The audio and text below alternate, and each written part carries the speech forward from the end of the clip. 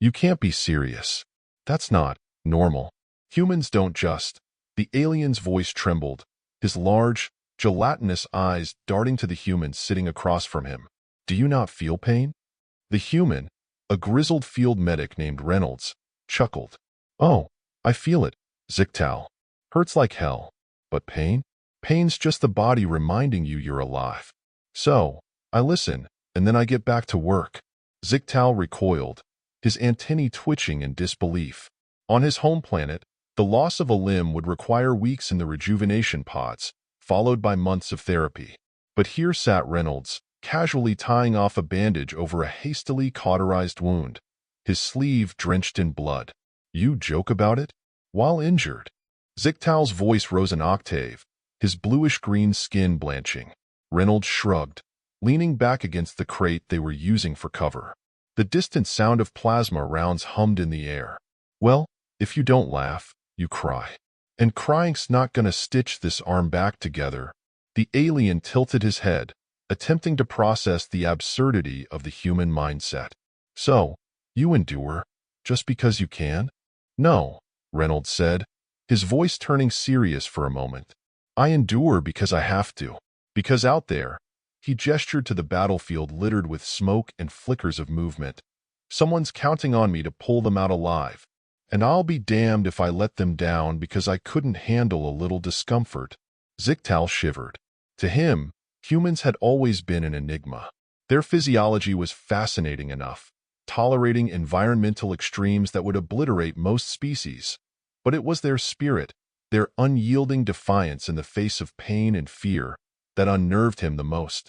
The sound of footsteps broke their conversation. Another human soldier, dirt-smudged and clutching his rifle, slid into the makeshift shelter. Reynolds, the soldier, panted, his face pale. We've got 3 down over the ridge. Took a direct hit. We need you. Reynolds immediately stood, his injured arm ignored. Zik'Tal gasped. You're going back out there? In your condition? Reynolds flashed him a grin. Condition's just a fancy word for a temporary problem, Zik. Now, you coming? Or are you gonna sit here and worry about me while I save your comrades? Zik'Tal hesitated. The logical part of his mind screamed to stay put, to avoid further danger. But the image of Reynolds rushing into chaos, injured, no less, ignited something alien within him. A mix of awe, guilt, and curiosity. Without fully understanding why, he grabbed his plasma rifle and followed. The ridge was a war zone. Smoke billowed from craters, and the ground was littered with fragments of machinery and shards of what once were lives. The faint cries of wounded soldiers pierced the air, human and alien alike. There, Reynolds shouted, pointing to a cluster of bodies half buried under rubble. He dropped to his knees beside a soldier, checking for signs of life. Still breathing, he muttered, pulling out a small injector from his medpack. This'll sting, buddy, but you'll thank me later. Zik'Tal watched in stunned silence as Reynolds worked, his hands moving with a precision that seemed at odds with the chaotic environment. The injured soldier groaned but didn't wake as the medic applied a tourniquet and sprayed a foamy substance over a gaping wound. What is that? Zik'Tal finally managed to ask, pointing at the foam. Coagulant. Stops the bleeding, starts the healing, Reynolds explained without looking up. Now, if you're done gawking, grab that end and help me lift him. Zik'Tal obeyed, his mind racing. He had trained as a Zorblaxian scout, priding himself on his ability to analyze and adapt. But this was beyond analysis. This was instinct. Reynolds didn't stop to calculate odds or weigh consequences. He simply acted, his every move driven by a stubborn refusal to let anyone die on his watch. As they carried the soldier back toward the safe zone, Reynolds suddenly froze. He dropped the soldier gently and motioned for Zik'Tal to duck. What is it? Zik'Tal whispered, his grip tightening on the rifle. Reynolds peered through the smoke, his sharp eyes catching a flicker of movement. Sniper. See that glint up there? He pointed to a distant ridge. Stay low. Before Zik'Tal could protest, Reynolds stood, making himself a clear target. What are you doing? Zik'Tal hissed. Drawing fire. You get him to safety, Reynolds replied, his voice calm. And then it happened. A shot rang out, bright and precise, hitting Reynolds square in the chest. He crumpled to the ground. Zik'Tal's heart stopped. The unshakable human, the medic who seemed invincible, was down. No! Zik'Tal shouted, adrenaline surging through him. He dropped the soldier he was carrying and scrambled to Reynolds' side. Blood seeped through the medic's vest, and for the first time, Zik'Tal saw pain etched across his face. Reynolds! Zik'Tal yelled, shaking him. The human opened one eye, smirking through gritted teeth. Guess. I'm not bulletproof after all. Zik'Tal's antennae trembled. Stay still. I'll help you. Reynolds coughed, blood speckling his lips. Not bad for a rookie medic, huh? He nodded toward the injured soldier. Get him out of here. I'll manage. You can't manage. Zik'Tal snapped, his voice cracking. You're dying. Reynolds reached up, grabbing Zik'Tal's wrist with surprising strength. Listen to me, Zik. If you let fear stop you, more people will die. I've done my part. Now do yours. Tears, an emotion foreign to most Zorblaxians, blurred Zik'Tal's vision. But something in Reynolds' eyes compelled him to act. With a reluctant nod, he rose, slinging the injured soldier over his shoulder. I'll come back for you, Zik'Tal promised, his voice shaking. Make sure you do, Reynolds replied, closing his eyes. Zik'Tal made it to the safe zone, his body aching under the weight of the injured soldier. The human medics there quickly took over, stabilizing the man. Where's Reynolds? One of them asked, their faces grim. Zik'Tal hesitated, his gaze dropping. He stayed behind. The medic nodded, his expression unreadable. Sounds like him. Those words lingered in Zik'Tal's mind. Sounds like him. As if this was normal for humans. As if self-sacrifice was just part of their nature. Back on the battlefield, Reynolds lay still, his breath shallow. He had no illusions about his chances. But even as darkness crept in, he couldn't help but smile. If Zik'Tal made it out alive, it would be worth it. But fate wasn't done with Reynolds yet. Reynolds drifted in and out of consciousness, the ground beneath him cold and unyielding. He wasn't sure how much time had passed. Minutes? Hours? The sniper fire had stopped, but the battlefield around him remained eerily quiet. Just as he resigned himself to fading away, a shadow loomed over him. Stay still, human. I require you alive. Reynolds blinked, his vision blurry. The figure standing above him wasn't Zik'Tal. It was something else, taller, with sleek, obsidian-black armor that shimmered faintly. Their voice was metallic and dispassionate, but their hands were surprisingly gentle as they pressed a device against his wound. He felt a sharp sting, followed by warmth spreading through his chest. Who? Reynolds rasped, his voice barely audible. Who are you? The figure tilted its head, a question best reserved for later. For now, you must recover. Zik'Tal paced nervously, his antennae twitching. He couldn't shake the image of Reynolds lying motionless on the battlefield. The human medics had assured him that soldiers often performed miraculous acts of survival, but Zik'Tal wasn't convinced. He had seen Reynolds' injuries. No amount of stubbornness could overcome that. What's bothering you, Zik? Came a voice from behind. Zik'Tal turned to see Lieutenant Harper, the human squad leader, her expression calm but sharp. She was the kind of person who could assess a situation in seconds and make decisions that others would agonize over for days. It's Reynolds, Zik'Tal admitted. He stayed behind. Harper's jaw tightened, but she nodded. That's Reynolds for you. Always putting others first. You're not worried? Zik'Tal asked, baffled. Oh, I'm worried, Harper replied, her tone clipped. But if there's one thing I've learned about Reynolds, it's that he's like a cockroach. Hard to kill. Zik'Tal didn't know what a cockroach was, but he doubted anything could survive what Reynolds had endured. Still, there was something about Harper's confidence that unsettled him. Did all humans possess this unshakable belief in each other? Or was it a specific madness reserved for medics? Reynolds groaned as the figure helped him to his feet. His chest still ached, but whatever the alien had done was working. He could breathe, and the bleeding had stopped. You're not with them, Reynolds said, gesturing vaguely toward the enemy lines. The alien's armor shifted slightly, a faint ripple across its surface. Correct. My allegiance lies elsewhere. Great, Reynolds muttered. Another faction. Just what we need. The alien ignored his sarcasm. You humans are fascinating. Your resilience defies logic. Tell me, how do you continue to fight when your bodies are so fragile? Reynolds snorted. Fragile? Buddy, if you think this is fragile, you haven't seen us on a bad day. The alien tilted its head again, as if studying him. Perhaps that is why they fear you. Your unpredictability is troubling. Yeah, well, unpredictability is kind of our thing, Reynolds said, taking an unsteady step forward. Now, are you going to help me get out of here? Or are we just going to stand here chatting until someone blows us both to pieces? The alien hesitated for a moment, then extended an arm. Follow me. There is something you must see. As they moved deeper into enemy territory, Reynolds realized they were heading toward what looked like a massive structure, a spire that seemed to pulse with a faint, organic light. Okay, what is that? Reynolds asked, his instincts screaming at him to run. The core of their operation, the alien replied. And your presence here is not coincidental. Reynolds stopped, narrowing his eyes. What's that supposed to mean? The alien turned to face him, its voice dropping to a whisper. You are part of a larger experiment, one that has been in motion for centuries. Reynolds blinked.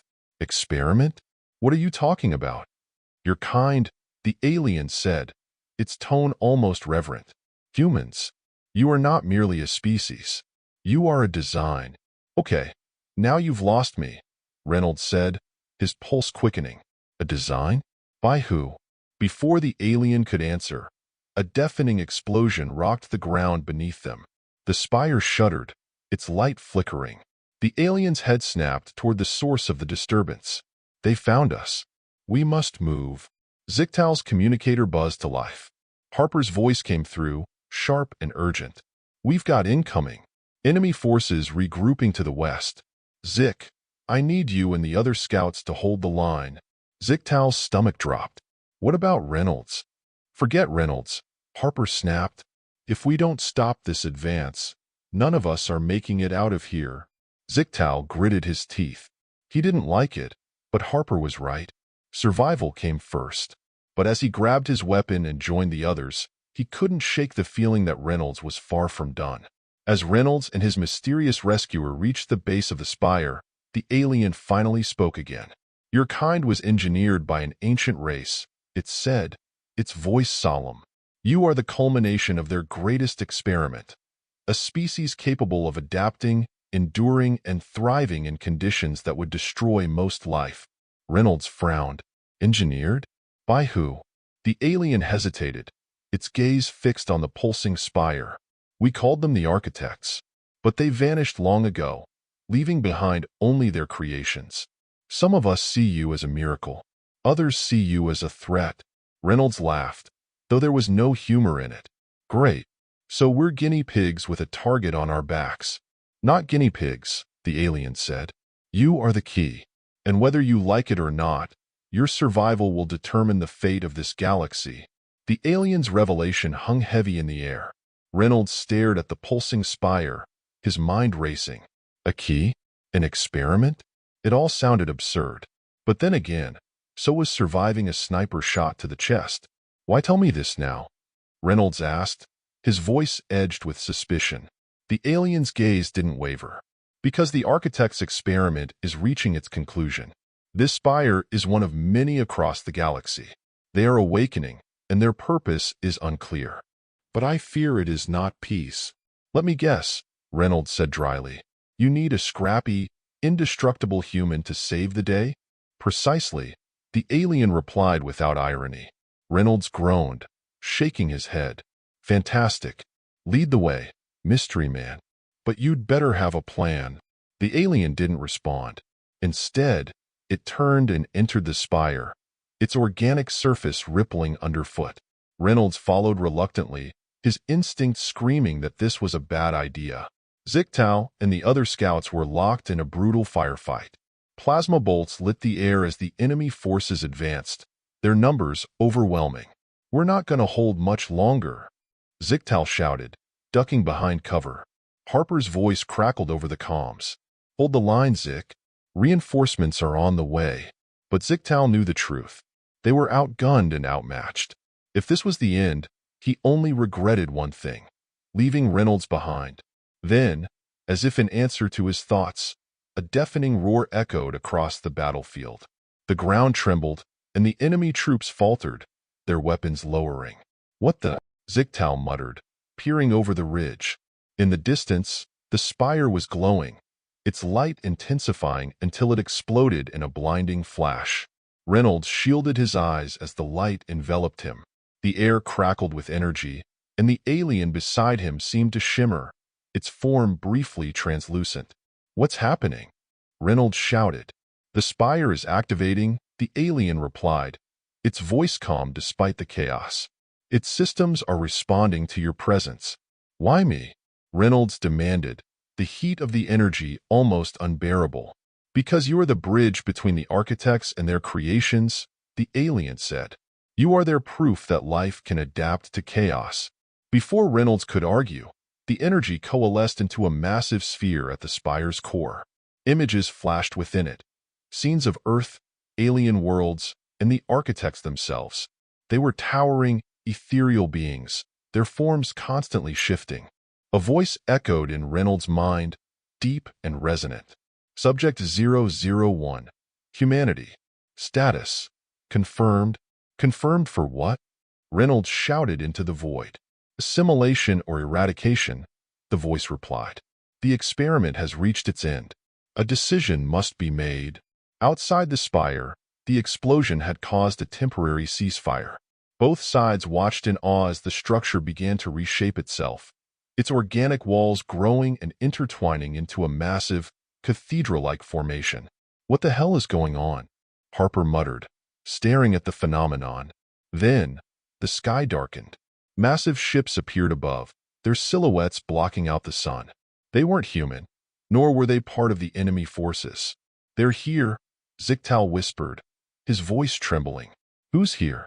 Harper demanded. "The architects." Inside the spire, Reynolds stood before the energy sphere, the alien beside him silent but watchful. The voice of the architect spoke again. "Humanity's capacity for destruction is unparalleled, yet so is its resilience. We must determine if you are worthy of continuation." Reynolds clenched his fists. "You don't get to decide that. We do." The voice seemed to hesitate. "Explain." "We're not perfect," Reynolds said, his voice steady. "We screw up. We fight. We hurt each other. But we also learn. We grow. We protect what matters. If you're looking for a flawless species, you're not gonna find one. But if you're looking for survivors, fighters, we're it."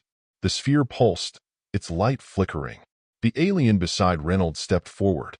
"He speaks the truth," it said. "Their unpredictability is their strength. To end them would be to end the galaxy's greatest hope." For a moment, there was silence. Then the voice spoke again. "Assessment complete. Humanity's survival will be permitted. Conditionally." "Conditionally?" Reynolds growled. "Prove your worth," the voice said. "Unite the galaxy. Show that chaos can lead to harmony. Failure will result in eradication."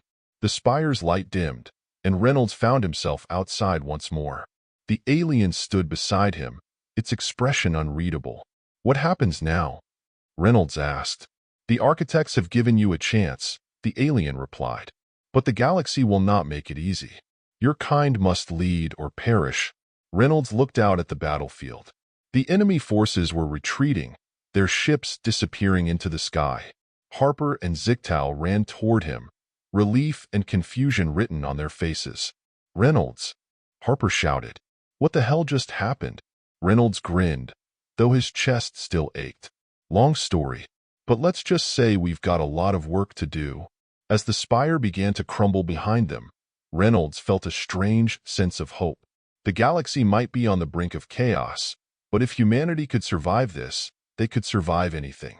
And for the first time, Zik'Tal understood why humans were so feared and so revered.